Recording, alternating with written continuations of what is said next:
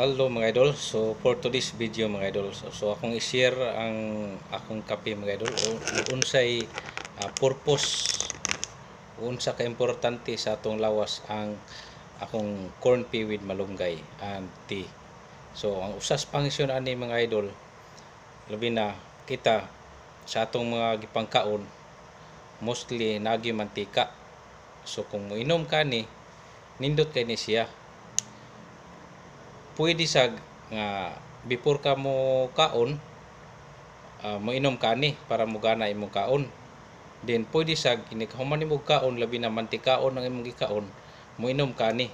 Ilbi mutabang ni siya filter sa mantika nga atong nakaon. So katong mga mantika nga nasud sa atong ginhawan, instead nga mopilit to ngadto sa mga ugat or mopilit to ngadto sa tinai og maagian ani, mura na siya mo filter aron na mamilit ang iyang mga mantika. Labi na gyud kung makaon nimo ang kaning iyang kape gyud. So anha mo pilit ang mga mantika, ingon ana ka importante ang atong kape.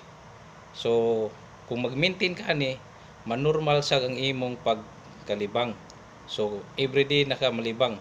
So dapat inom ka ani bisan buntag kausa or og gabi kausa.